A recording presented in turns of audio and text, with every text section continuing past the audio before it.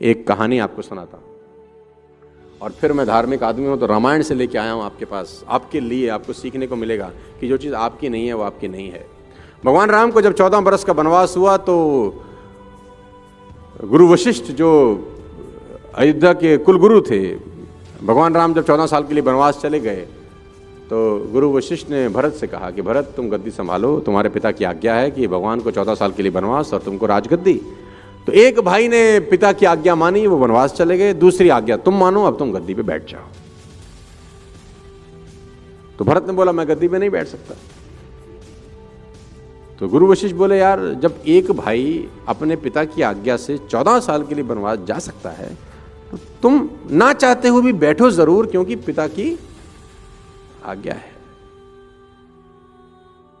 तो भरत का जवाब सारे बिजनेसमैन के लिए पत्थर की लकीर हो सकता है। साथ रख सकते हैं, छाप सकते हैं इसको, रोज पढ़ सकते हैं इसको। भरत ने बोला गुरुदेव आपकी आज्ञा मान के अगर मैं गद्दी पे बैठ गया तो ये पृथ्वी रसातल को चली जाएगी। रसातल का मतलब पाताल में धंस जाएगी ये पृथ्वी, अगर मैं गद्दी पे बैठ गया। तो गुरुदेव ने कहा भरत कैसी बात करते हो, तुम जैसा धर्मात्मा आदमी अगर गद्दी पे बैठ गया तो पृथ्वी रसातल को चली जाएगी। इस धरती पे रावण कुंभकर्ण जैसे लोग हुए तो पृथ्वी रसातल को नहीं गई। हिरण्याकश्यप जैसे राक्षस हुए तो पृथ्वी रसातल को नहीं गई। तुम जैसा धर्मात्मा आदमी बैठेगा पृथ्वी रसातल को चली जाएगी, ये बात तो मुझे समझ में नहीं आई।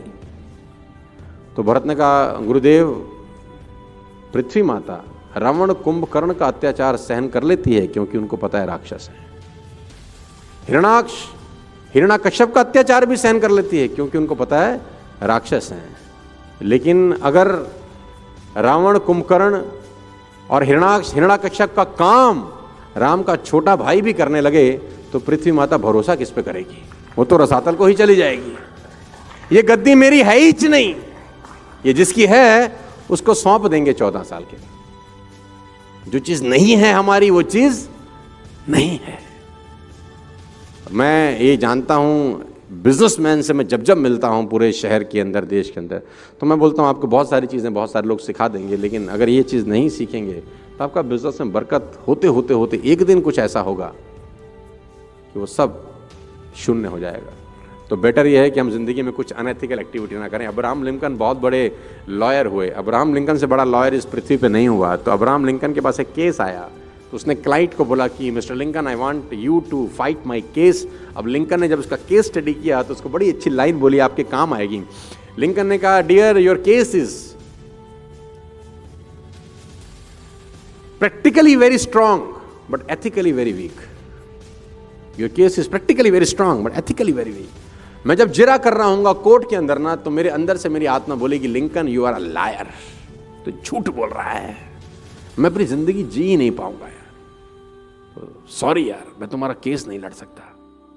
Your case is practically very strong but ethically very week.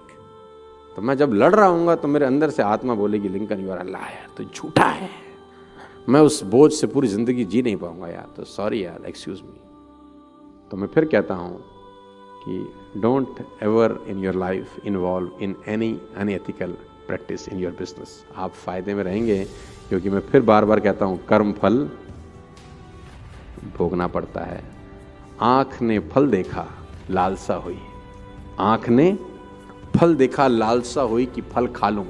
अब आंख के साथ समस्या है कि आंख जा नहीं सकती। गए पैर, आंख ने फल देखा गए पैर। अब पैरों के साथ प्रॉब्लम है कि पैर तोड़ नहीं सकते, तोड़ा हाथ ने। आंख ने फल देखा गए पैर, तोड़ा हाथ ने। हाथ के साथ भी वही प्रॉब्लम है कि वो खा नहीं सकते। तोड़ तो लिया, खाया किसने? मुंह ने। आंख ने फल देखा गए पैर, तोड़ा हाथ ने, खाया मुंह ने, और मुंह के साथ प्रॉब्लम है वो रख नहीं सकता, गया पेट में। और जब माली ने देखा तो डंडे लगे पीठ को। अब पीठ ने बोला हाय मेरा क्या कसूर, ना मैं देखने में, ना मैं जाने में, ना मैं तोड़ने में, ना मैं खाने में, ना मैं रखने में। लेकिन जब डंडे लगे पीठ को तो आंसू निकले आंख से, देखा उसी ने था।